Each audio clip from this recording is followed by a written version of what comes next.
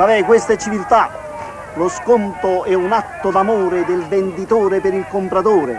In un paese veramente civile lo sconto dovrebbe essere obbligatorio e diverso da persona a persona. Hai capito? Mio zio chiedeva lo sconto anche alla Rinascente. E non alla Rinascente di Napoli, alla Rinascente di Milano. Professore, com'è possibile? Lo sanno tutti che là sono prezzi fissi. Lui, fai conto che doveva comprare un tostapane. Lui andava, prendeva l'elettrodomestico, se lo guardava, se lo girava, vedeva il prezzo e poi chiedeva alla signorina.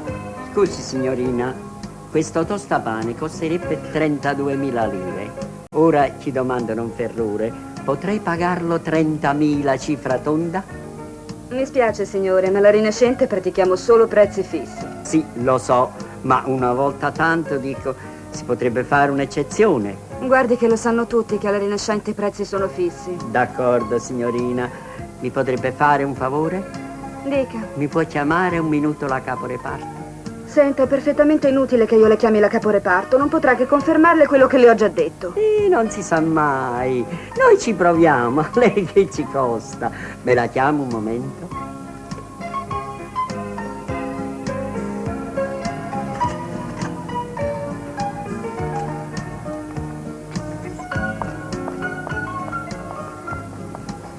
Senta signore, la nostra commessa le ha appena spiegato, mi sembra che la ditta non può praticare gli sconti.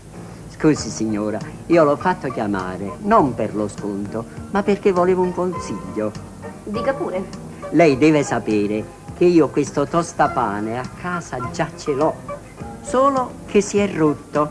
Stamattina volevo farmi un toast, provole e prosciutto e ho attaccato la spina, ha fatto una fiammata e si è spento. Fortunatamente che ho salvato il prosciutto. Adesso per accomodarlo mi hanno chiesto 20.000 lire. Si mette nei miei panni. È meglio che mi faccia aggiustare il tostapane vecchio o che me ne compro uno nuovo? Se però voi a questo punto mi fate un piccolo sconto, allora tagliamo la testa a toro. Non ci penso più e mi compri il tostapane nuovo. Faccia come crede, ma noi non possiamo praticare gli sconti. Ma io sono anche amico della signora Rinascente. Non esiste nessuna signora Rinascente.